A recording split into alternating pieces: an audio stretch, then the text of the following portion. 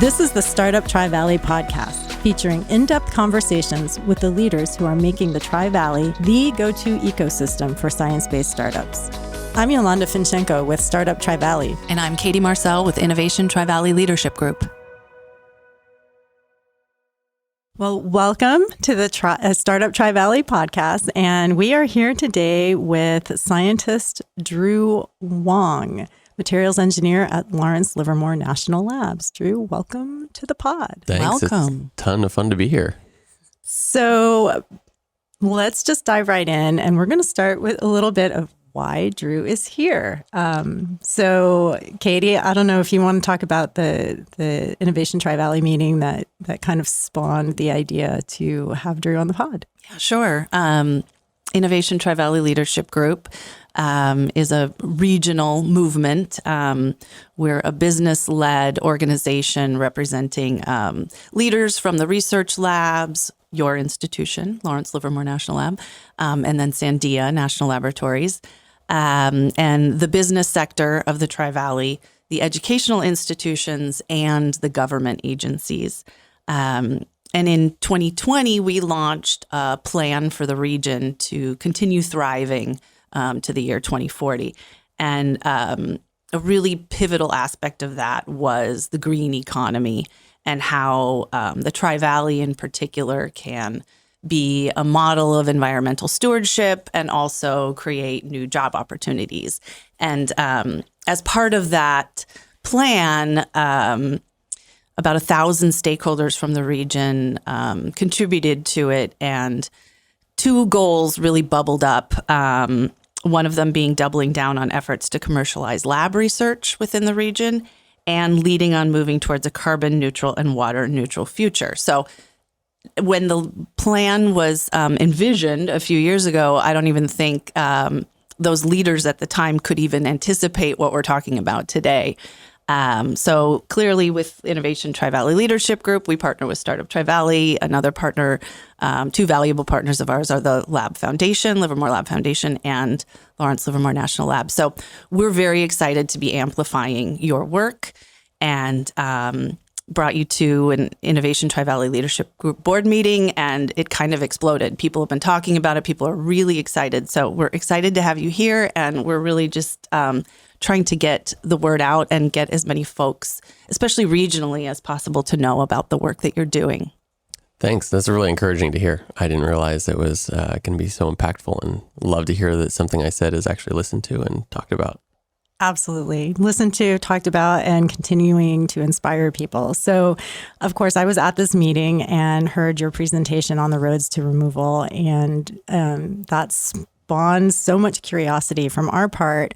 Obviously, Startup Tri-Valley is about fostering science-based startups, and immediately go to, are we funding the right things? How do we encourage our startups? Before we go into all of that kind of big questions, I want to start just with you. You're a scientist, you're an engineer. Tell us about what you do at Lawrence Livermore National Labs and how you came to be involved in the Roads2Removal. Absolutely. Yeah. So some of those are kind of intertwined. So I joined the lab out of my PhD in 2019. I was working on batteries for grid scale energy storage, kind of a unique type of flow battery that there's actually a startup company in San Leandro that's running with it, Quino Energy. Cool. And so we were working on kind of electrochemistry, material science for that. And that's the work that I started picking up at the lab.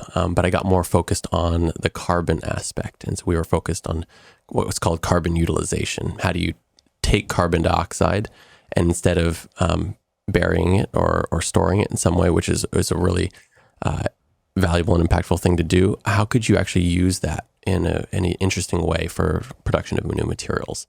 So I joined the lab in looking at carbon utilization, and my work has slowly started to continue to expand more and more towards technology translation. And how do we move the innovation and research at the Livermore Lab into the public sphere, which is something I'm really excited about. And I got involved in the Roads2Removal report. One of my bosses invited me and said, Drew, would you be interested in being a part of this? I think that you could really contribute. And I said, I'm an electrochemist, a material scientist. That's not really the core of this work, but I'd be happy to contribute. And so I got involved in some special side projects, looking at things that other people weren't, blue carbon, and a couple of things that we just didn't have an opportunity to put into the report, but eventually got a spot to do a regional analysis in the report, and we can talk about that. Yeah, that's great. And I think let's just up level it a little bit, because we know what Roads2Removal is. You know what Roads2Removal is.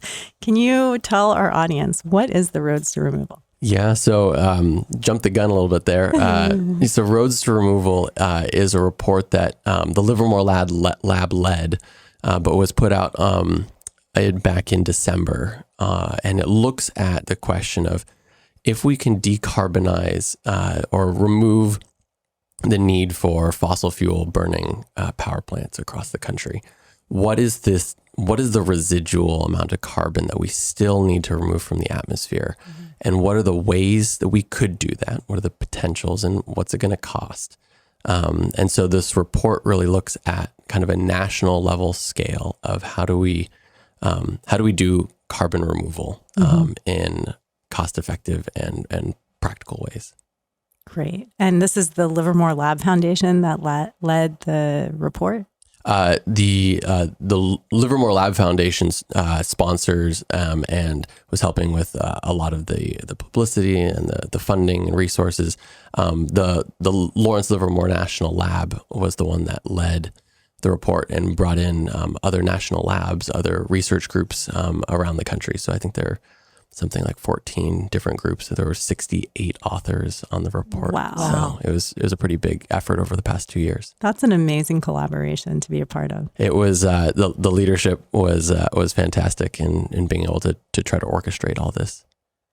It's a first of its kind too, isn't it? This report on a national scale, the studying both, the execution and the cost implications, right? Is that, I believe it's the first time that anything like this has been attempted. Certainly for the scale, the scope, and the granularity. So looking at something across the United States for all of carbon removal, but getting down to the county level, which was really challenging to do for a lot of things. To get down, the granularity was probably the thing that I think is really, really interesting. There are other reports have looked at carbon removal across the country, look at it in different ways, but certainly this was unique in the scope and the granularity. Interesting. Okay. So one of the things that really struck me when I heard your presentation is that there were similarities between regions that seem very different. And I think the one that really stood out was the similarity between the Central Valley and what was creating carbon release and Northern California. Both were, I think, waste primarily. And the remediations, because of the differences in the region, were similar but also different. And I was wondering if you could maybe compare and contrast the these two regions that are very different, but also releasing carbon really essentially from the same source, which is waste. Yeah. So there's one of the neat things about this, and one of the challenging things about the work that we do is we have a big country, and it looks very different in very different corners. And so one of the things we were asking is how do we draw these stories out? Mm-hmm. How do we really say, the Central Valley of California is going to look different than Northern California, and there's a lot of commonalities. Mm-hmm. And so the things that we really pinpointed for each of those, the Central Valley really has a lot of agricultural activity, and there's a lot of activity around quote unquote carbon that can be done involving agricultural waste and storage in some of the geologic formations down there. More than happy to elaborate further on that. Northern California, I grew up in Portland, Oregon, and Northern California looks quite a lot like where I grew up, a lot of forests, and the opportunity for doing carbon activities in forests is really prevalent there. But also in how do you take the biomass, the materials, and use those or leverage that opportunity for carbon dioxide removal. And how would you compare and contrast that to the Bay Area, which I think is Northern California, but considered coastal? Yeah, so the urban centers were always a really a tricky one to work with, because it's hard to do a lot of the carbon dioxide removal activities. A lot of the things that people picture in their head are big. And, frankly, buying a condo in the Bay Area is kind of hard. So being able to use, significant areas of land or resources like water are challenging. So, but the urban areas, we do leverage, or have looked in the opportunity to leverage municipal solid waste. So basically anything you throw in your trash, and asking how can you take what would normally be destined for a landfill and would be piled and covered and allowed to decompose over who knows how many years. How could you actually take that and provide a valuable service to the economy, to humanity and to the environment by using that as a carbon removal source? Amazing. And so this I think leads us into bikers. Ooh, so okay. I'm hoping you'll talk a little bit about that. Please spell it out for our listeners. So bikers, BICRS, is biomass, carbon removal, and storage. So we say bikers. Some people who are in this space might know something similar, which is called BECS. But essentially biomass, carbon removal, and storage. So what you're doing is you're using biomass to remove carbon dioxide from the atmosphere. So plants are pulling in carbon dioxide from the atmosphere constantly. And it's, a very efficient way to do it. And they store it in the, woody tissue of trees or in the stalks of plants. And the question is, that will eventually decompose if it's left alone. And so that ends up being a little bit circular. So anything that's captured in biomass is then released into the atmosphere. So the question is, once it's captured and moved from a gas particle in the atmosphere to a solid, in a block of wood or something like that, how could you then take that and store that in a permanent source?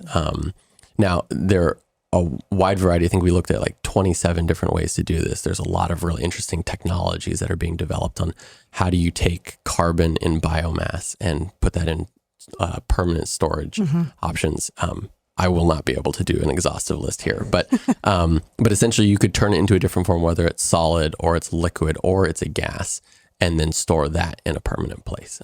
Basically what you're doing is you're using plants to concentrate carbon from the atmosphere into tissue, and then you can do interesting things with it.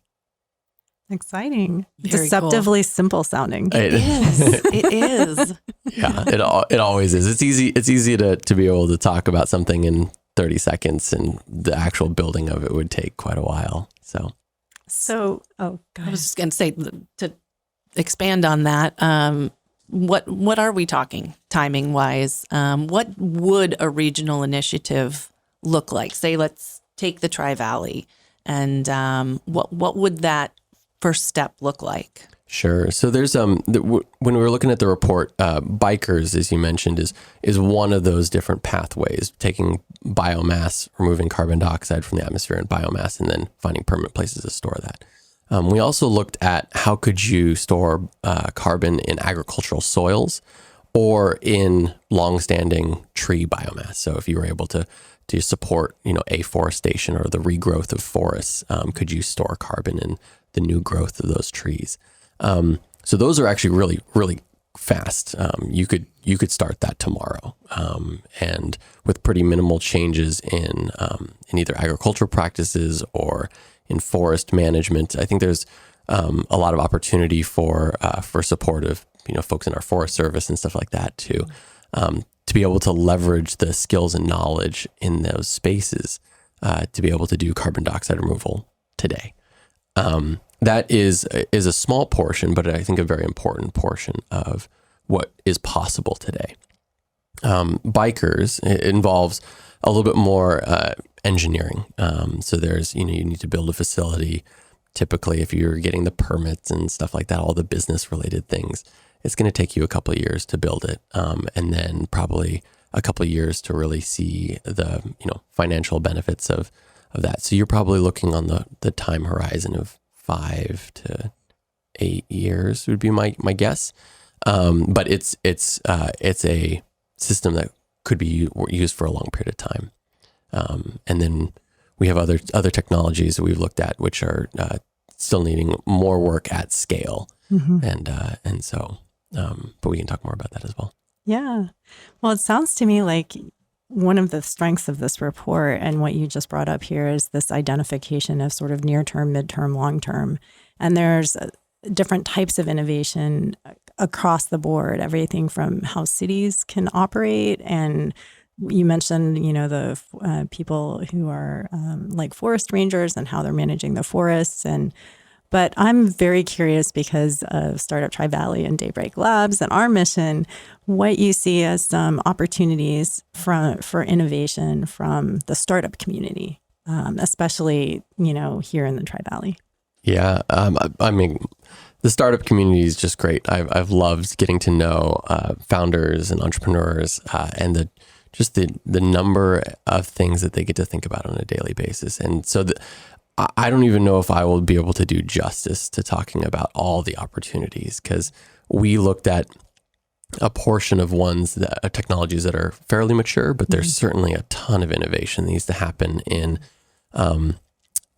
making processes more efficient, or to work with, let's say, figuring out ways that we can work with carbon dioxide, solid carbons better. One of the areas I'll just highlight because I think this is really relevant and is often under talked about when we often think about, I want to make the new battery or I want to make the new big plant system, is there's a lot of really interesting technology going on in the agriculture sector. How do we do farming better? How do we use water better? How do we grow resilient crops? How do we not use as much pesticides? And those kinds of technologies really can.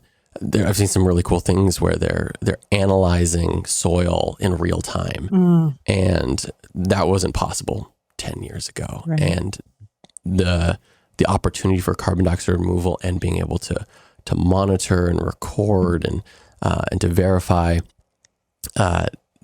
there's just so much opportunity specifically there. And one area that I don't think is very well understood that I would love to see a lot more, just personally, is in forests. How do we get systems, the remote monitoring systems that you could put in a forest and it'll last for 30 years, 40 years, and it'll, pay attention to the health of the forest? Or how do we do monitoring of trees and biomass a lot better? I would love to see that. I think it's very underexplored. That sounds exciting. I like the agriculture shout out. We give a little shout out to some of the companies that are local too, like Monarch Tractor in that space, Topcon. Have been working in that space for a long time. So what about jobs? One of the things that we really look at Innovation Tri-Valley and in this community is anticipating the pipeline, anticipating what we're going to need. And I know that's something that the Livermore Lab Foundation is really working on. They've got a Future of Climate Tech Workforce Development Survey that we're going to partner with them on, and we're doing some workforce development listening sessions with some of the companies. So what do these jobs look like? What are the skills? What kind of reskilling are we looking at? And what does a typical climate tech worker look like? Oh man, I don't even know if really could say what is a typical climate tech worker. I think one of the big areas that's really underserved or really under, I think could use a lot of growth, and there's a huge amount of potential are folks who are in practical trades. How do you do metalworking, and how do you do construction and building? There's a lot of the things are going to involve a lot of hands-on projects, and frankly, there's a lot of trades that really at a community college level and within trade schools, I think really could be augmented and will be absolutely critical to the growth of any of this future industry. We also need planners and people who are good at schedules and developing projects. So people who are able to see big picture and direct with how to do something on the course of many years. So I think that those are two areas, but certainly there's so many different places that we need development of skills and opportunities. What about you personally? Did you, we hear this from our young people, they're holding our feet to the fire. Sustainability is number one for them. Did you imagine yourself working in climate? Was that a goal for you when you were young? No. No. Okay. Frankly, I've just followed the things that I've been interested in. So, 5 years old, I wanted to be a paleontologist.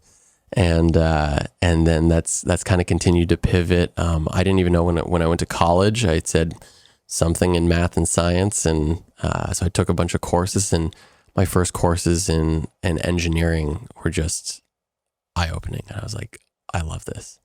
And I've just continued to take more opportunities to learn different subjects and different materials. And it's just really, really cool. I tend towards bigger projects. So I tend to think, what happens if you expand the problem, you make it bigger and bigger. And so that inevitably leads me to the energy and climate space, because these are some of our biggest challenges today. And so that's the area I found myself in. I find it really interesting because there's so many things to do, so many things to think about, and so many ways to tackle really practical problems. And so I just love learning all aspects of that. It's so interesting that it's the scale of the problem that drew you to working in energy and climate. And I'm curious for our Tri-Valley residents who might be interested in what they've learned from Roads2Removal, or maybe other aspects of working on problems that, if we solved, could really help us in terms of our climate. What advice would you give them in terms, and there's sort of a skill set building for the kids that are still students, but the adults that are maybe already early career, mid-career, or even late career. Where do you think that those groups could contribute, and how would they skill up? Oh, there's so many things to unpack there. I think at its core, my encouragement across ages and stages is just be curious, and just to exercise curiosity. It's like, I've never heard about that. I want to learn more. Go learn more. We have such amazing resources to be able to learn more, and frankly, I think it's challenging to be able to convey all ideas in a single page, or in an hour-long podcast, or in a YouTube clip or something like that. Like go research it. Like go look it up if you're really curious. And I think that's I really encourage people to ask questions and poke holes at the things we've worked on. Certainly the report, whereas it's one of a kind, and we tried to be really diligent about diving down deep into all the little nuances. It's almost necessarily imperfect, and right. So I really would welcome the opportunities for people to dive in and be curious about, why is that? Why does that work that way? Could we have done it better in a different way? So whether you're a high schooler or middle schooler, in school and learning a new subject, or you're a seasoned professional thinking about, how does my work impact the climate? Just say, do a little bit of digging, and there's a lot of fun stuff to find. That's awesome. And we will help our listeners out by making sure to put some things like the Roads to Removal and other resources linked in the show notes. So for those of you listening, you're going to have at least a starting point. So, let's see. Katie, any other closing out questions that you can think of? Mostly, I guess I'm really excited.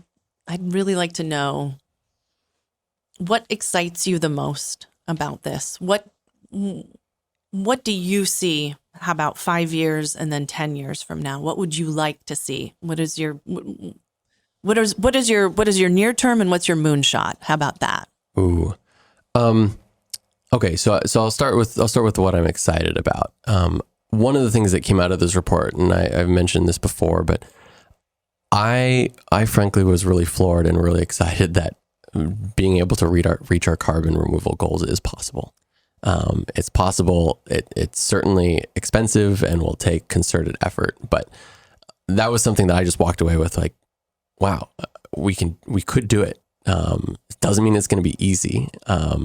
And certainly it's going to take a lot of work, but that was a piece that I just keep on running with. And so 5 years, 10 years from now, I would like to see people catch that vision of like, it's possible and we're going to do something about it. What that looks like, one of the amusing things about the report is that we're trying to create a roadmap. And it feels to me like I'm a runner. Orienteering is something that I think is just kind of a really fun concept of here's your starting place and here's your ending place. Here's a map of the terrain, but you got to figure out how to get there. Mm-hmm. And do you go up that mountain? Do you go around, swim through the lake? However you get there could look very different. You just have to start getting there. Mm-hmm. And so 5 years, 10 years from now, I would love to see people using the concern about the climate and concern about our environment and human health, not as a place of fear or concern where it's, I can't do anything about this, but, I'm going to do my little part, and I'm going to be encouraging others to do their little part, and collectively we can do this together. That sounds great. You heard it here first. CDR is not a moonshot. So going back to your analogy of the orienteering map, for you personally, what are your next steps, and then what are the next steps for Roads to Removal? So for the Roads to Removal report, we're continuing to continue to share this around the country.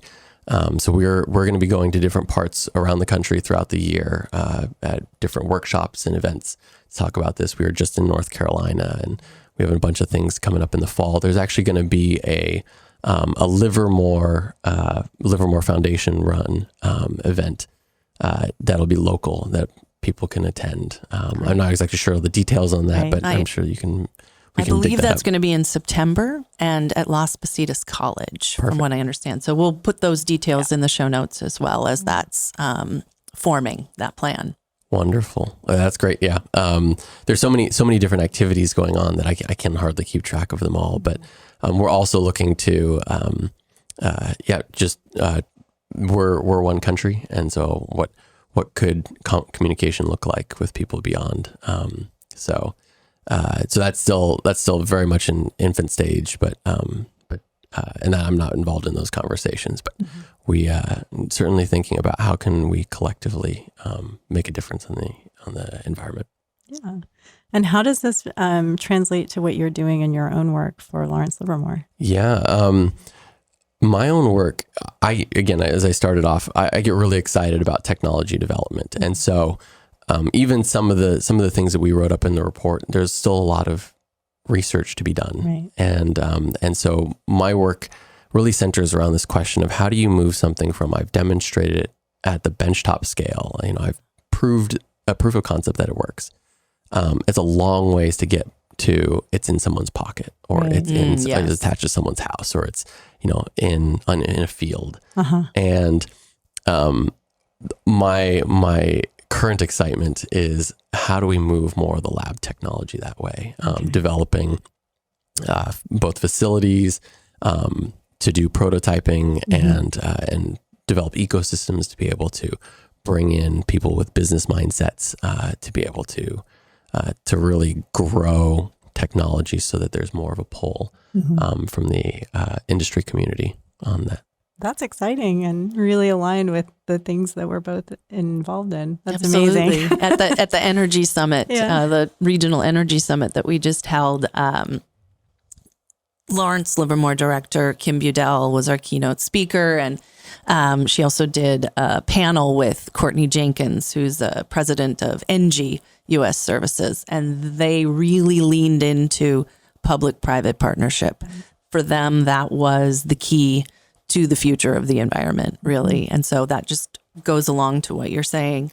And we're very fortunate to have people like you at LLNL who prioritize that and are young and can see this tech transfer into fruition. So that's very exciting.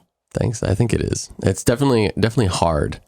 And so it's not an easy road to walk down, but sometimes the fun roads to walk down aren't always the easiest. We know you like large scale problems. Yes, I do. So for other scientists and engineers listening to this who also like large scale problems or want to work on part of one, is Lawrence Livermore hiring? And how would they find that information? Always. I think the lab just never stops hiring. Certainly, the easy place to point to would be careers.llnl.gov. I assume you can link that as well. Yes, we can. But yeah, just basically the Livermore career webpage, and there's a lot of opportunities. I'd also just say, leverage your social networks. So LinkedIn is always a great one to just be able to make connections, learn what people are doing. A lot of my colleagues are posting about the research that they're doing, and the work that's being published. In public forums. And so definitely take a look at that and see what are the things that you're interested or curious about and reach out. Perfect. And before we say goodbye, is there anything we didn't ask that you really wanted to put out there? I don't think so. I really hope that people will take, even listening to this as an opportunity to learn more. And I think that it's really important and valuable to look at a report like Roads2Removal, and anything that comes out of the lab and be willing to have a perspective that could change, but also be willing to create challenges and say like, well, why is that? One of the things that I thought was really cool that we did in this report was we looked at features, of how technology put in a place would affect the environment and would affect people, both in terms of jobs, in terms of health. And again, necessarily we got that imperfectly. It's not going to tell you the story about, somebody who lives in a particular place and, has a story of their own. And so we really care about being able to understand those stories and how the things that we do and develop and suggest as opportunities for addressing the environment, like really impact people both in a positive and in a detrimental way. We want to try to continue to work on encouraging things and building things that are really positively impacting both human and environmental health.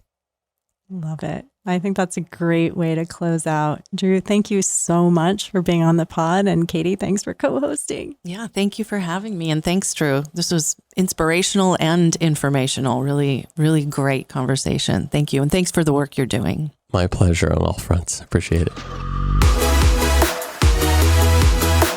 Thanks for listening. For more information, go to startuptrivalley.org.